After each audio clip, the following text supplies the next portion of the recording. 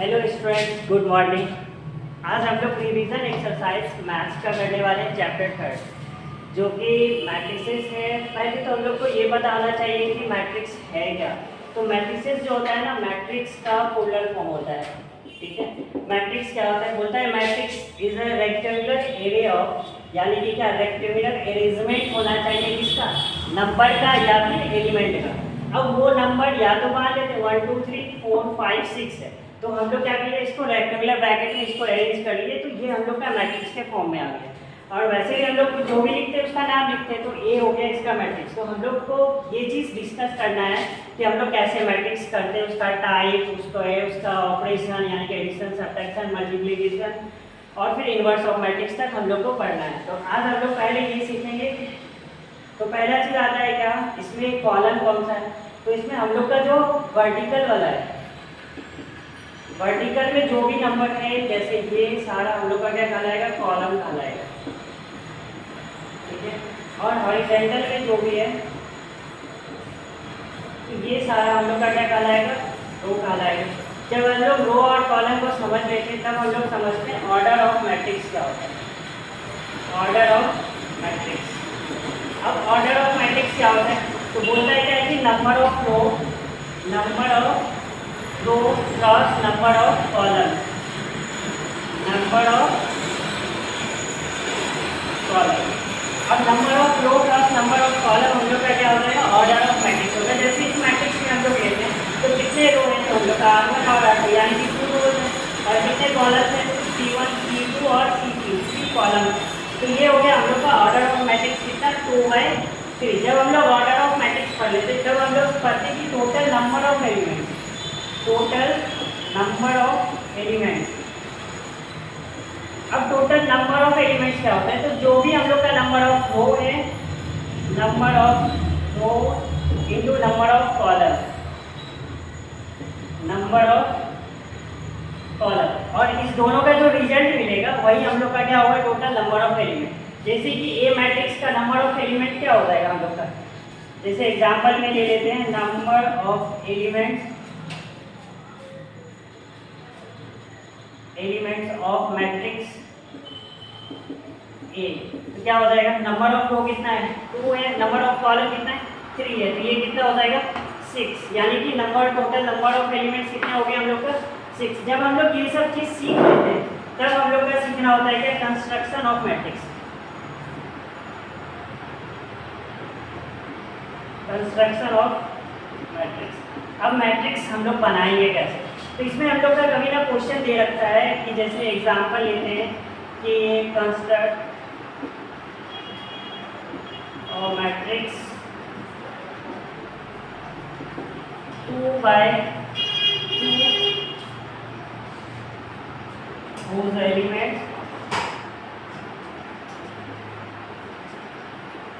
elements A I J equals to 2I plus 3J। मान लेते हैं ये कोई बोल रहा है और इसका एलिमेंट AIJ जो बोल रहा है वो 2I plus 3J है। अब बात आती है क्या कि अब हम लोग कैसे इसको सॉल्व करेंगे। पहले तो हम लोग को मैट्रिक्स बनाना पड़ेगा क्या, तो 2I plus 3J। ठीक है, तो A पहले मान लेते हैं, मान लेंगे क्या लेंगे, A जो है वो 2/2 का है, तो 2/2 मतलब क्या, A11 A12 A21 और A22। ये मैट्रिक्स हो गया हम लोग का 2/2। 2/2 मतलब 2 रोज और 2 कॉलम्स, यानी कि क्या 2/2 हो गया। इसमें हम लोग का क्या, AIJ का वैल्यू दिया हुआ है, क्या है, 2I प्लस का 3J, 2I प्लस का 3J जो कि क्वेश्चन में ही दिया हुआ है। तो हम लोग यहाँ पे क्या करेंगे, अगर A11 निकालेंगे तो I का वैल्यू कितना 1 और J का वैल्यू कितना 1, तो हम लोग यहाँ पे सीधा 1 2 × 1 प्लस 3 × 1 करेंगे तो कितना हो जाएगा, 2 + 3 = 5। उसी तरह से A12 निकालेंगे तो कितना, 2 × 1 प्लस 3 × 2 इक्वल्स टू कितना, 2 + 6 इक्वल्स टू 8। A21 कितना हो जाएगा, 2 × 2 प्लस का 3 × 1, ये हो गया 4 प्लस का 3 इक्वल्स टू 7। उसके बाद A22 निकालेंगे हम लोग का कितना हो जाएगा, A22 तो 2 × 2 प्लस का 3 × 2 तो कितना हो जाएगा 4 प्लस का 10। तो ये हो गया हम लोग का क्या, तो ये सारा मैट्रिक्स हो गया। तब नीचे हम लोग को लिखना होता है क्या, हेंस A इक्वल्स टू जो वैल्यू था हम लोग का A11 A12 जो था उसके जगह पे हम लोग को लिखना होगा कितना 5 8 7 और 10। ये हो गया हम लोग का कंस्ट्रक्शन ऑफ मैट्रिक्स। यहाँ तक हम लोग लिख लीजिए, चलिए नोट कीजिए। उसके बाद हम लोग पढ़ने वाले हैं टाइप ऑफ मैट्रिक्स।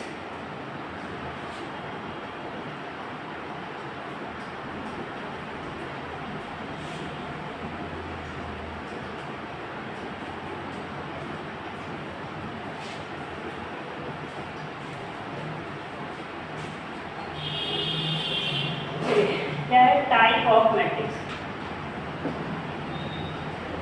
अब टाइप ऑफ मैट्रिक्स क्या होता है, पहला टाइप होता है हम लोग का रो मैट्रिक्स। अब रो मैट्रिक्स क्या होता है, जिसमें कि हम लोग का केवल और केवल क्या हो, एक ही रो। जैसे मान लेते एक मैट्रिक्स है और ये 1 2 3 होता है, तो ये हम लोग का कितना, एक रो है, 1 रो है, बल्कि 3 कॉलम्स हैं। तो इसका अगर हम लोग जनरल रिप्रेजेंटेशन देखें,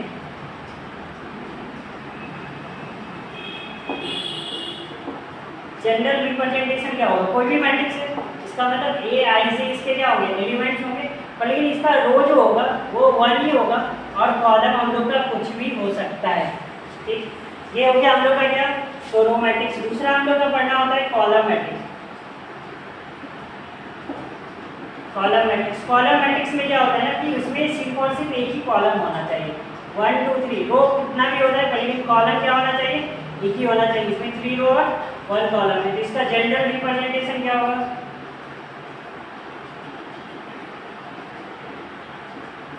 जनरल रिप्रेजेंटेशन क्या होगा, ए आई जे तो होगा ही होगा, बल्कि यहाँ पे कॉलम कुछ भी हो सकता है और रो क्या होगा हम लोग का, सॉरी रो कुछ भी हो सकता है, कॉलम एक ही होना चाहिए।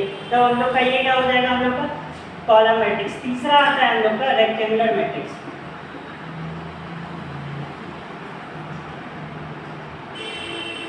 रेक्टेंगुलर मैट्रिक्स, अब रेक्टेंगुलर मैट्रिक्स क्या होता है, बोलते हैं रेक्टेंगुलर मैट्रिक्स में number of row does not equals to number of column होने चाहिए। Number of row does not equals to number of column. अब रो और कॉलम क्या होना चाहिए, इक्वल नहीं होना चाहिए। इसके लिए हम लोग को क्या करना पड़ेगा, कोई भी एक मैट्रिक्स मान लेते ये है, ये 1 2 3 4 5 6 है, इसमें क्या है ना कि 2 रो है 3 कॉलम है, ये दोनों इक्वल नहीं है, तो ये हम लोग का क्या हो जाएगा रेक्टेंगुलर मैट्रिक्स हो गया। इसका जनरल रिप्रेजेंटेशन जो होगा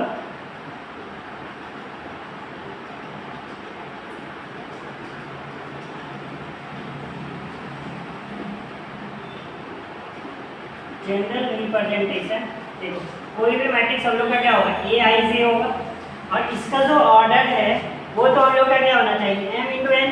ठीक है, लेकिन एक चीज़ यहाँ पे ध्यान रखना है क्या, where m does not equal to क्या होने चाहिए, n होने चाहिए। तो ये हो गया हम लोग का क्या रेक्टेंगुलर मैट्रिक्स का जनरल रिप्रेजेंटेशन। उसके बाद तीसरा हम लोग का चौथा आता है क्या, स्क्वायर मैट्रिक्स।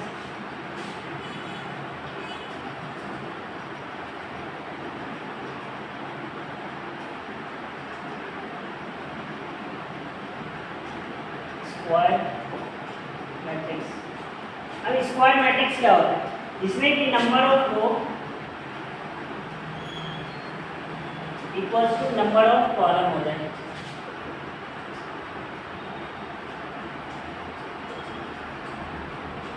क्या होता है, number of row equals to number of column. जैसे कि ये मान लेते हैं ये 2 3 4 5 है, इसमें कितना 2 बाई 2 का हो गया, इसमें रो और कॉलम क्या है, इक्वल है। इसका जनरल रिप्रेजेंटेशन क्या होगा,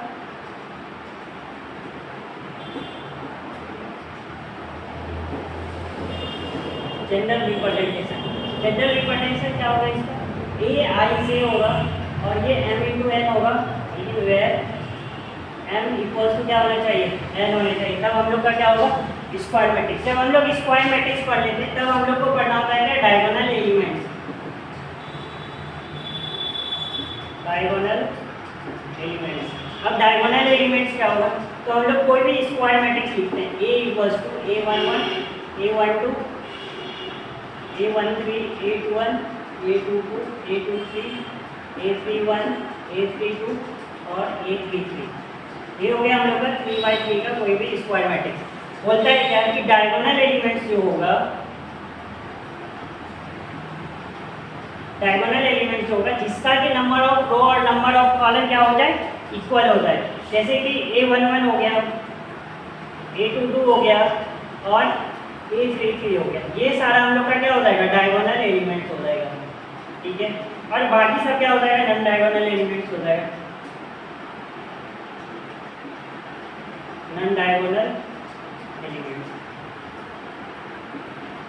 तो नॉन डायगोनल एलिमेंट्स में क्या हो जाएगा, A12 हो जाएगा, A13 हो गया, A21 हो गया, A23, A31 और A32। ये सारे हम लोग का एलिमेंट्स क्या हो जाएगा, नॉन डायगोनल एलिमेंट्स हो जाएगा।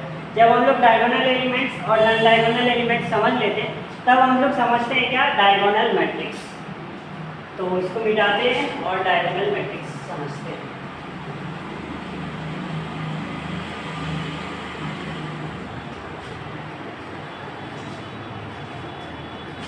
तो हम लोग का कहाँ तक पढ़े थे, 4th पढ़े थे। 5th टाइप्स आता है डायगोनल मैट्रिक्स। अब डायगोनल मैट्रिक्स क्या होता है, बोलता है कि a matrix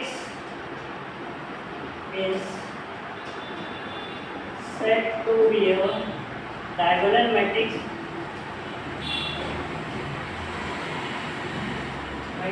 if its non-diagonal elements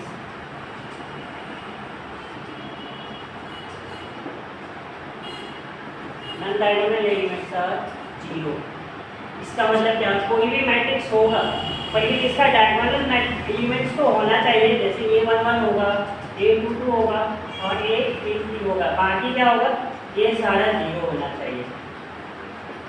तब हम लोग का ये कौन सा मैट्रिक्स बनेगा, तो डायगोनल मैट्रिक्स हो जाएगा, ठीक। जब हम लोग डायगोनल मैट्रिक्स पढ़ते हैं तब हम लोग पढ़ते हैं स्केलर मैट्रिक्स। स्केलर मैट्रिक्स, तो स्केलर मैट्रिक्स क्या होता है, तो a matrix is said to be a scalar matrix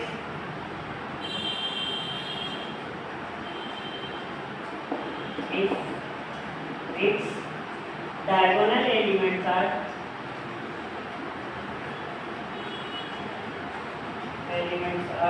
some scalar k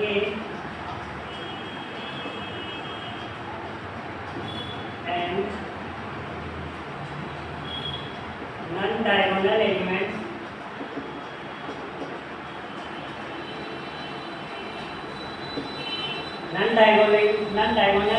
are 0।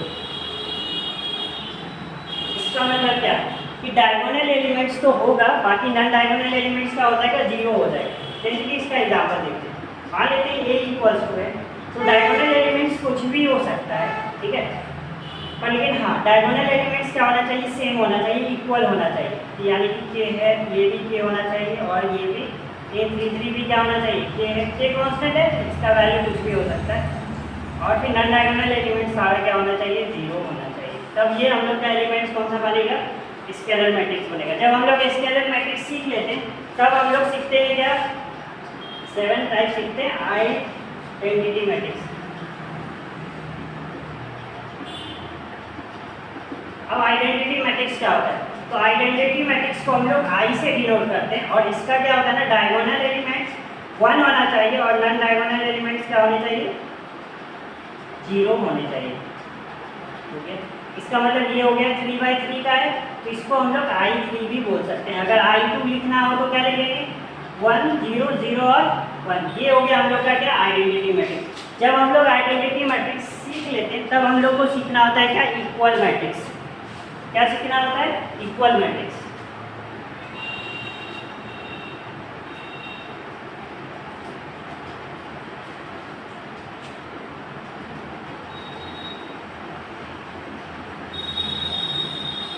Equality of matrix. इसमें क्या होता है ना, A इक्वल्स टू B होना चाहिए। क्या है, A और B दो डिफरेंट मैट्रिक्स है और A इक्वल्स टू B होना चाहिए। तो मान लीजिए अगर A में है A B C D है, ठीक है, तो B भी हम लोग का क्या होना चाहिए, सेम ऑर्डर का होना चाहिए। यानी कि अगर ये 2/2 है तो B भी कितने का होना चाहिए, 2/2 का ही होना चाहिए। अगर ए है तो ये भी, अगर हम लोग यहाँ पे भी ए बी सी डी, यानी कि अगर हम लोग क्या इसके पहला एलिमेंट पहले के इक्वल, दूसरा एलिमेंट दूसरे के इक्वल होना चाहिए, जैसे कि A11 के इक्वल और A12 के इक्वल। इसी तरह से A21 का और A31 का, यानी कि कॉरस्पॉन्डिंग एलिमेंट्स क्या होने चाहिए, इक्वल होने चाहिए। जैसे कि अगर हम लोग एक एग्जांपल ले लें, A इक्वल्स टू दिया हुआ है, जैसे कि find the value of x y z if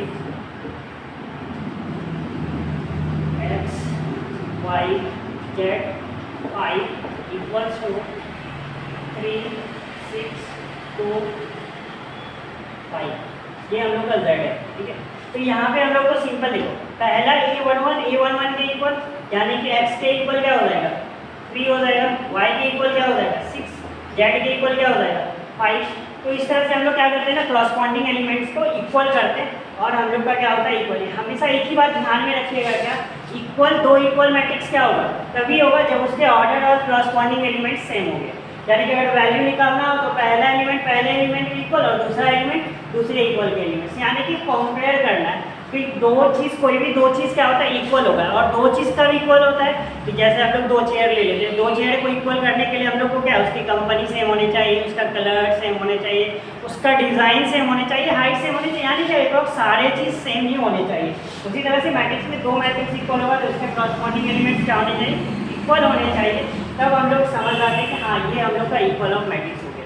तो आज हम लोग क्या क्या सीखे, तो पहला तो वो सीखे क्या कि मैट्रिक्स क्या होता है, तो पता चल गया कि rectangular array of number of elements होता है, यानी कि रेक्टेंगुलर अरेंजमेंट होता है नंबर और एलिमेंट का। उसके बाद हम लोग क्या सीखे, ऑर्डर ऑफ मैट्रिक्स सीखे, ऑर्डर ऑफ मैट्रिक्स सीखे, जो कि क्या होता है नंबर ऑफ रो और नंबर ऑफ कॉलम होता है। जब ऑर्डर ऑफ मैट्रिक्स सीखी है तब टोटल नंबर ऑफ एलिमेंट्स भी सीखे थे किसी भी एलिमेंट का। देखिए वैसे एमसीक्यू में हम लोग का मिल जाता है कि टोटल नंबर ऑफ एलिमेंट्स क्या होगा, तो इसके लिए हम लोग क्या सीखे, टोटल नंबर ऑफ एलिमेंट्स भी सीखे थे, टोटल नंबर ऑफ एलिमेंट्स सीखे थे किसी भी मैट्रिक्स का। तो वो हम लोग का क्या होता है कि m इंटू n होता है, यानी कि number of row into number of column होता है। उसके बाद हम लोग क्या सीखे थे, टाइप ऑफ मैट्रिक्स सीखे, टाइप ऑफ क्या सीखे, मैट्रिक्स सीखे। और टाइप ऑफ मैट्रिक्स में हम लोग क्या क्या सीखे, तो पहला हम लोग का सीखा क्या, रो मैट्रिक्स, उसके बाद फिर कॉलम मैट्रिक्स, उसके बाद रेक्टेंगुलर मैट्रिक्स, स्क्वायर मैट्रिक्स। और स्क्वायर मैट्रिक्स के टाइप में हम लोग को क्या सीखना पड़ा कि जब हम लोग स्क्वायर मैट्रिक्स में सीखे तो पहले डायगोनल एलिमेंट्स और नॉन डायगोनल एलिमेंट्स सीखना पड़ा, और नॉन डायगोनल एलिमेंट्स जब सीख लिए तब हम लोग को डायगोनल मैट्रिक्स सीखना पड़ा। डायगोनल मैट्रिक्स के बाद क्या सीखना पड़ा, स्केलर मैट्रिक्स, आइडेंटिटी मैट्रिक्स, और लास्ट टॉपिक था equality of matrix. I hope कि आप लोग को सारी चीज़ समझ में आया होगा। आप लोग क्या कीजिएगा ना, एक्सरसाइज लीजिएगा और सारा क्वेश्चन बनाइएगा, और हम लोग नेक्स्ट वीडियो में इस एक्सरसाइज का यानी कि 3.1 का सॉल्यूशन देखेंगे। चलिए ठीक है, गुड लक।